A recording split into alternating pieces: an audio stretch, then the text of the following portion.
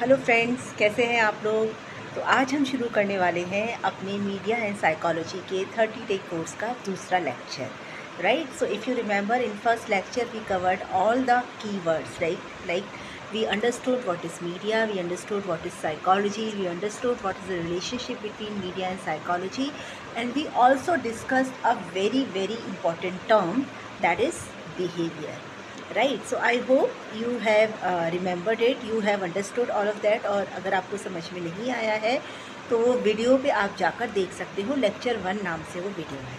Okay, तो आज हम इसको आगे बढ़ाते हैं, सिलेबस को आगे बढ़ाते हैं, कोर्स को आगे बढ़ाते हैं। और आज हम जानने वाले हैं, आज हम बात करने वाले हैं साइकोलॉजी के डिफरेंट पर्सपेक्टिव्स के बारे में। बिकॉज ये जो पर्सपेक्टिव्स हैं ये एक्चुअली मीडिया कैसे आपको साइकोलॉजिकली अफेक्ट करता है इसकी फाउंडेशन क्रिएट करते हैं। Right, so if you want to understand psychology you need to understand these perspectives first. Right, so there are total 6 major perspectives that we are going to discuss in this class, and these perspectives are: number 1, behaviorism, that is the oldest school of psychology or the oldest perspective of psychology. Number 2 is social learning, then there is Freudian perspective, then humanistic perspective, cognitive perspective, neuropsychology, and we will also discuss evolutionary perspective. Right, in every class we will discuss just one perspective because it's really big, it's in depth, and अगर हमें इसको ढंग से समझना है तो हमको अच्छे से इसके बारे में डिस्कशन करना पड़ेगा। राइट, तो 10 मिनट में आज हम डिस्कस करेंगे the oldest perspective of psychology, that is behaviourism. लेकिन बिहेवियरिज्म पे जाने से पहले एक बहुत इम्पॉर्टेंट वर्ड और है जिसके बारे में हमें जानना होगा, जिसके बारे में हमें सीखना होगा, वो है लर्निंग। लर्निंग यानी सीखना। ओके, आप जानते हो कि आप जो चीज़ें सीखते हो वही आपके बिहेवियर में परिलक्षित होती हैं, वही आपके बिहेवियर में दिखती हैं। तो बिहेवियर क्या होता है ये हमने उस दिन समझ लिया था कि it is the relationship between response and stimulus. Right, अब ये लर्निंग क्या है। सो लर्निंग बेसिकली आप अपने एक्सपीरियंसेस के थ्रू, आप अपनी प्रैक्टिस के थ्रू, ऑब्जर्वेशन के थ्रू जो भी चीज़ें आप सीखते हो और उसके बेसिस पर आपकी नॉलेज में, आपके मेंटल प्रोसेसेस में, आपके बिहेवियर में जो परमानेंट चेंज आता है उसे हम लर्निंग कहते हैं। राइट, अगर हम डेफिनेशन पर जाएं तो learning is a relatively permanent change in behaviour, knowledge और mental processes resulting from experience, practice और observation. Right, so learning is also an important term because media के थ्रू भी हम लर्निंग करते हैं पहले और उसके बाद ही वो चीज़ हमारे बिहेवियर में दिखती है। राइट, इसको हम एग्जांपल से आगे भी समझेंगे। अभी हम बिहेवियरिज्म की बात करते हैं। तो बिहेवियरिज्म है क्या। देखिए, बिहेवियरिज्म जो है वो 19th सेंचुरी के एंड में यानी 1890 में इसका काइंड ऑफ कह सकते हैं कि उद्भव हुआ, प्रादुर्भाव हुआ। राइट, और आपको जानकर बहुत हैरानी होने वाली है कि बिहेवियरिज्म जो साइकोलॉजिकल पर्सपेक्टिव है इसकी जो फाउंडेशन बनी वो बनी इवान पावलोव नाम के एक रशियन बायोलॉजिस्ट के एक्सपेरिमेंट्स के कारण। ओके, तो इन्होंने, अगर आपको याद हो, अगर आपने सुना हो इन एक्सपेरिमेंट्स के बारे में, तो उन्होंने बहुत फेमस डॉग बेल एक्सपेरिमेंट किए थे।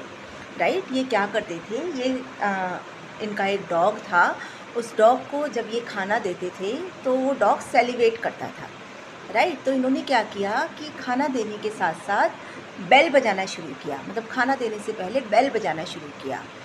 तो इन्होंने कुछ समय बाद ये नोटिस किया कि डॉग जो है अब केवल बेल की साउंड सुनकर ही सेलिब्रेट कर रहा है। राइट, जेबी वॉटसन जो जिनको हम फर्स्ट बिहेवियरिस्ट कहते हैं, इन्होंने इन एक्सपेरिमेंट्स के बारे में जाना और इनके बेसिस पर इन्होंने बिहेवियरिज्म पर्सपेक्टिव दिया, साइकोलॉजिकल पर्सपेक्टिव बिहेवियरिज्म दिया।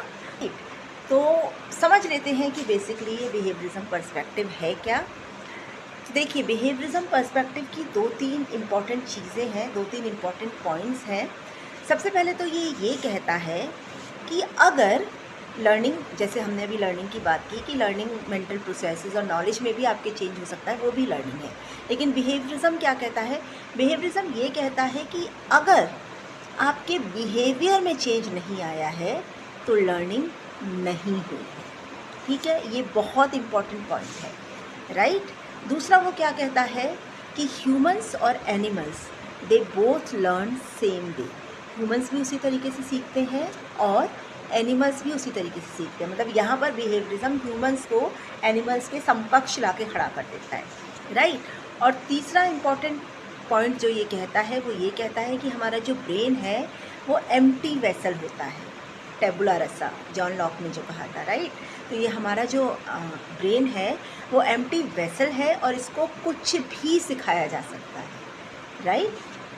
और चौथी चीज़ जो बिहेवियरिज्म की बहुत ही की धारणा है, जो इम्पोर्टेंट पॉइंट है, वो ये कि लर्निंग जो है वो फोर्सफुली भी कराई जा सकती है, राइट। यानी हम किसी को फोर्सफुली भी कोई चीज़ सिखा सकते हैं। जब एनिमल और ह्यूमन दोनों एक तरीके से लर्न कर रहे हैं, तो जैसे सर्कस में लायन को ट्रेन किया जाता है, वैसे ऑफ कोर्स ह्यूमन को भी ट्रेन किया जा सकता है according to behaviourism, of course forcefully. Okay, तो ये 4 इम्पॉर्टेंट पॉइंट्स हैं बिहेवियरिज्म के, जिनके ऊपर बिहेवियरिज्म बेस्ड है। अब हम बात करते हैं बिहेवियरिज्म और जो dog bell experiment Ivan Pavlov की, जिनकी मैंने बात की, उनके बीच में क्या रिलेशनशिप है और उनके बेसिस पर क्या इन्फ्लुएंसेस इन्होंने वॉटसन जी ने ड्रॉ किए। ओके, तो इन्होंने लर्निंग की एक पर्सपेक्टिव दिया, लर्निंग की एक अवधारणा दी, जिसे हम कहते हैं क्लासिकल कंडीशनिंग। क्लासिकल कंडीशनिंग याद रखिएगा, ये बहुत बहुत बहुत इम्पॉर्टेंट टर्म है और क्लासिकल कंडीशनिंग बहुत इंटरेस्टिंग भी है। अब ये क्लासिकल कंडीशनिंग होती क्या है वो हम समझते हैं। वो समझने से पहले 2-3 चीज़ें और जान लेते हैं। तो चलिए डॉग बेल एक्सपेरिमेंट पर ही लौटते हैं। खाना जो है, एक चीज़ और, हमने बिहेवियरिज्म में हमने बिहेवियर की जब बात की थी तो हमने कहा था कि बिहेवियर जो है वो स्टिमुलस और रिस्पॉन्स के बीच का रिलेशनशिप है। आपने देखा होगा कि खाना देखते ही हमारे मुंह में हमारे मुंह में लार बनने लगती है, हम सेलिवेट करने लगते हैं। तो खाना जो है एक नेचुरल स्टिमुलस है और लार बनना जो है वो एक नेचुरल रिस्पॉन्स है, बॉडी का एक नेचुरल रिस्पॉन्स है, राइट। तो इवान पावलोव ने क्या किया था? इवान पावलोव ने ये देखा कि जैसे ही खाना आता था डॉग सेलिवेट करने लगता था, मतलब एक नेचुरल स्टिमुलस आया और डॉग ने नेचुरल रिस्पॉन्स देना स्टार्ट किया, राइट। अब इन्होंने क्या किया, इन्होंने खाना देने से पहले बेल की साउंड देनी स्टार्ट कर दी, बेल बजानी स्टार्ट कर दी। तो कुछ समय तक जब डॉग ने ऐसा देखा कि पहले बेल बजती है और उसके बाद मुझे खाना मिलता है, तो अब क्या हुआ, अब डॉग का जो सेलिब्रेशन था वो बेल की साउंड पर ही होना शुरू हो गया, क्योंकि उसे समझ में आ गया कि बेल बजते ही मुझे खाना मिलेगा, राइट। लेकिन यहाँ पर आप ये नोटिस करो कि यहाँ पर जो बेल की साउंड है वो नेचुरल स्टिमुलस नहीं है। एक्चुअली में तो खाना देख कर या खाने की अरोमा आने के बाद ही हमको सेलिब्रेट करना चाहिए या डॉग को सेलिब्रेट करना चाहिए, लेकिन जस्ट बिकॉज खाने के साथ बेल की पेयरिंग की गई है तो डॉग को ये समझ में आ रहा है कि बेल बजने का मतलब है मुझे खाना मिलेगा, तो डॉग को बेल की साउंड से सेलिब्रेशन होने लगा, राइट। यानी कि जो सेलिब्रेशन वाला नेचुरल रिस्पॉन्स है वो एक अननेचुरल स्टिमुलस से आ रहा है या कंडीशनड स्टिमुलस से आ रहा है, राइट। और पावलोव ने इसको, जो बेल की साउंड से जो सेलिब्रेशन डॉग को हो रहा था, उस बेल को नाम दिया कंडीशनड स्टिमुलस, और बेल की साउंड की वजह से जो सेलिब्रेशन हो रहा था उसे नाम दिया कंडीशनड रिस्पॉन्स, राइट। यानी कि खाना देखने पर जो सेलिब्रेशन हो रहा है उसमें खाना तो हो गया नेचुरल स्टिमुलस और सेलिब्रेशन हो गया नेचुरल रिस्पॉन्स, बट बेल की साउंड से अगर सेलिब्रेशन हो रहा है तो यहाँ पर बेल हो गया कंडीशनड स्टिमुलस और बेल की साउंड हो गई, और बेल की वजह से जो सेलिब्रेशन हो रहा है वो हो गया कंडीशनड रिस्पॉन्स, राइट। अब इन एक्सपेरिमेंट के बेसिस पर वॉटसन, जॉन बी वॉटसन, जो कि पहले बिहेवियरिस्ट थे, उन्होंने ये इन्फ्रेंस ड्रॉ किया, ये कंक्लूजन निकाला कि अगर हम कुछ समय तक किसी नेचुरल स्टिमुलस के साथ एक अननेचुरल या कंडीशन स्टिमुलस को पेयर करें, तो जो फीलिंग या जो रिस्पॉन्स नेचुरल स्टिमुलस के कारण आता है, वही रिस्पॉन्स कंडीशन स्टिमुलस के कारण भी आ सकता है, राइट। तो इसे कहते हैं क्लासिकल कंडीशनिंग, राइट। अगर आप किसी से कंडीशन रिस्पॉन्स एलिसिट करना है, तो आपको एक अननेचुरल या कंडीशन स्टिमुलस को एक नेचुरल स्टिमुलस के साथ पेयर करना पड़ेगा थोड़े समय तक, राइट। आई नो ये थोड़ा आपको डिफ़िकल्ट लग रहा होगा, इसका मीडिया का एग्जांपल देख लेते हैं। आप ऐसा कीजिए, मैं आपको छोटी सी एक टास्क देती हूँ। आप ऐसा कीजिए कि आप गूगल पे सर्च कीजिए इंटेलिजेंट एंड स्मार्ट वीमेन और इंटेलिजेंट और इंडिपेंडेंट वीमेन, राइट। तो करिए करके देखिए, तो क्या आ रहा है आपका सर्च रिजल्ट। क्या इस तरह की तस्वीरें आ रही हैं? मतलब इंटेलिजेंट और इंडिपेंडेंट वीमेन की तस्वीरों में सब जगह आपको ये कॉरपोरेट स्टाइल में सूटेड बूटेड और खुले बालों वाली स्मार्ट फेस वाली लेडीज़ दिख रही हैं, राइट। इसी तरह का रिस्पॉन्स आई एम श्योर आपको आ रहा होगा।